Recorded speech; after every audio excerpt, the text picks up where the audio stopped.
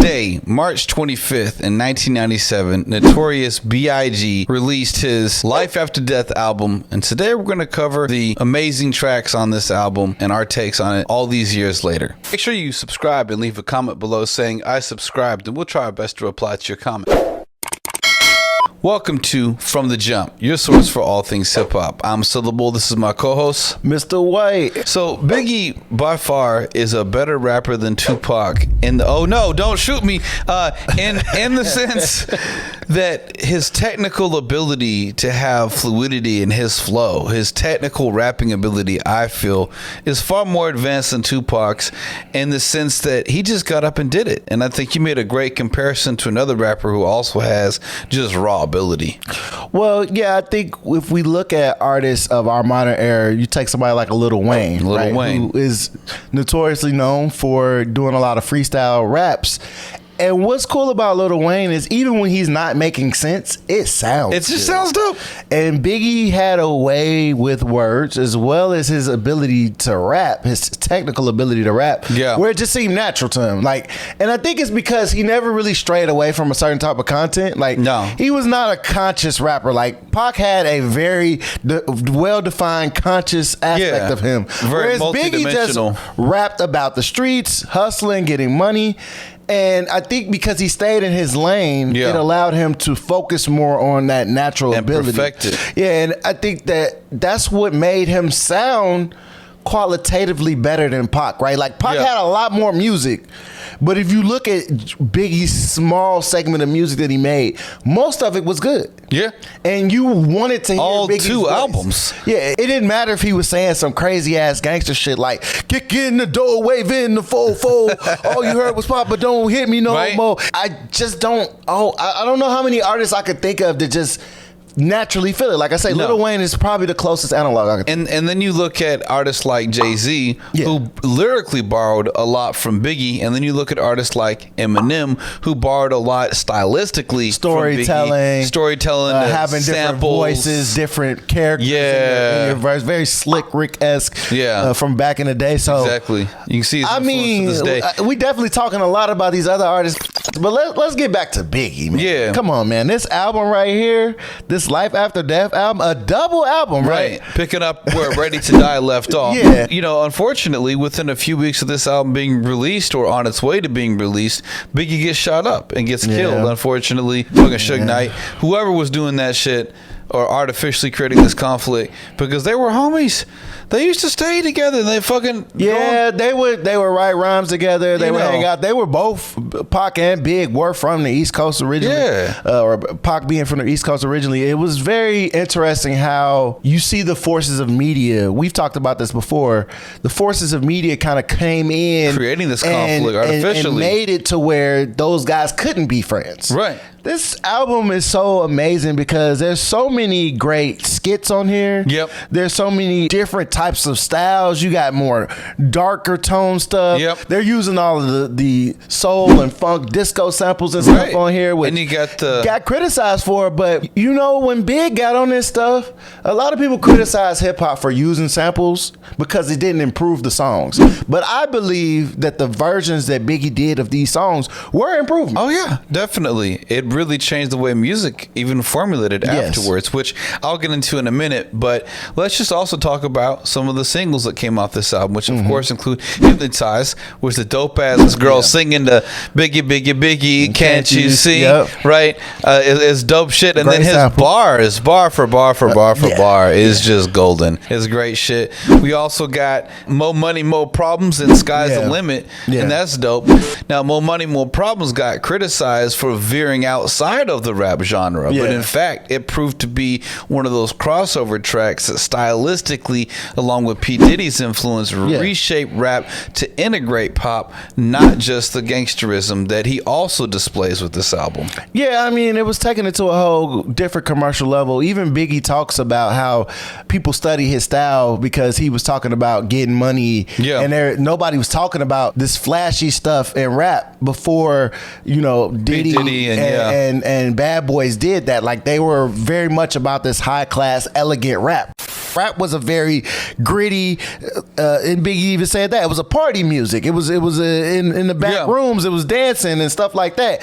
And then Big took it and moved it into this space for sure, where you could use rap as a medium to make all different types of stuff. You can talk about all different types of content. And, you know, let's not be fooled. As much as we love Biggie singles and stuff like that, Biggie is a true gangster rapper. Like, the stuff that he's saying on these records with such vivid description, it's kind of terrifying. But he makes it sound not that threatening. Oh, it sounds fun to shoot up some motherfuckers, to suppress witness testimony by kidnapping the witnesses, putting them in the basement. Right. I'm like, where did that come from?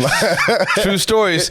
Well, also let's think about the fact when we look at how legendary Life After Death is how many people are on this album that are superstars in hip hop. We got Jay-Z, Lil' Kim, Bone Thugs and Harmony, Too Short, DMC of Run DMC, R. Kelly, The Lox, Puff Daddy. My God. It's all-star lineup for sure. Yeah. So it was also interesting as there was a little bit of a Nas beef with Biggie and the track Kicking the Door, which I thought was funny. So Nas goes and it's all about who's the king of New York, right? Yeah, which is the battle, which I think we can hands down say that Nas has won against Jay-Z in this modern era. I would say hands down. I mean, Jay-Z got a lot of Grammys, but he's also friends with a lot of white people, so I think that's probably why he has those Grammys, not because he makes better music. Let's tweet that to Jay-Z right after this episode. I'm fine with it. All right. Nas was challenging the notorious B.I.G. for the title of King of New York in his song The Message from the album It Was Written, where Nas raps, "Yo, let me let y'all N-word know one thing. There's one life, one love, so there can only be one king." And so then Biggie is coming back with his lines on Kicking the Door, where he's talking about and he's rapping with his great slant rhymes and characteristic rhythmic delivery. "He knew where the kings in this rap thing. They siblings, nothing but my children. One shot, they're disappearing. It's ill when MCs used to be on cruddy shit. Took home ready to die, listened and studied shit." I mean, and that's a very powerful thing, because if you think about it, back in the hard body days of NY rap, you had to come out hard. Like, I think that Biggie understood that he wasn't going to be able to shine over an artist like Nas unless he came forward. Yeah. Because Nas has always been pretty hard and gritty, and I think that Big understood that just like the artists before him, he was going to have to come with it. Like, wasn't nobody just going to let him take over New York. He had to come and get it. And I think that his ability to understand that, like, that's kind of why his first project, Ready to Die, was like that, because I think that he understood that this was something that he was going to have to put his all into if he wanted to be successful.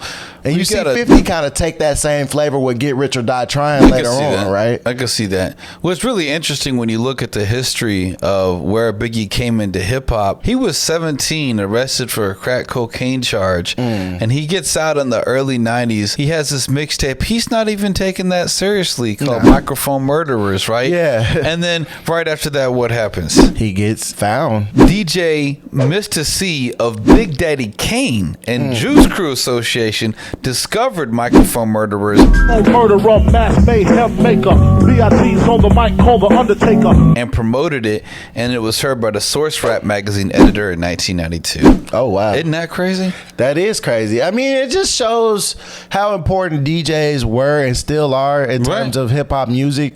And I think that was a big way of being discovered back in the day. Yeah. Like, you had to be vetted by people who are already in the game. You couldn't just come in. Nobody was just like, "Oh, you're good because you got fans." It's like, that's the new phenomenon. People could be successful in anything. Yeah. But back then, the DJ would have to come and be like, "Oh no, this dude has skill. He's a true MC." And then you got on like in that manner. So it's very cool to hear that backstory. So one of my favorite tracks off Life After Death is Hypnotized. What's one of your favorite tracks off the album?